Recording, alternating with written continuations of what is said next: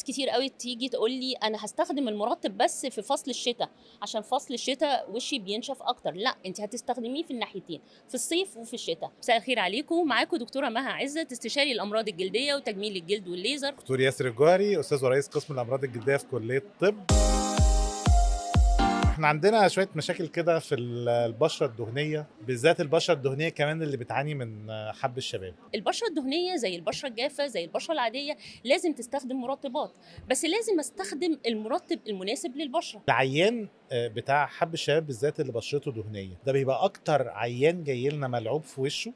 لازم من بدايه العلاج وانا بكتبه ان انا اقول لهم ان انتوا هتستخدموا كريم مرطب للبشره. من دي طيب، زيرو ما من دي زيرو يستناش. ما يستناش لغايه ما بشرته يحصل لها جفاف وبعد كده اقوم حاطط المرطب. ناس كتير قوي تيجي تقول لي انا هستخدم المرطب بس في فصل الشتاء، عشان فصل الشتاء وشي بينشف اكتر. لا، انت هتستخدميه في الناحيتين، في الصيف وفي الشتاء.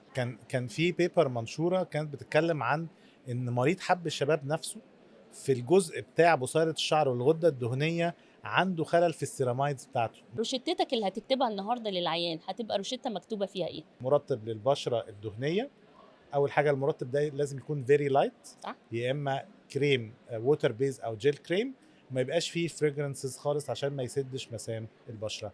شكرا يا جماعه على المعلومات دي. شكرا يا ياسر على المعلومات كمان، يا رب تكون افادت الناس كلها.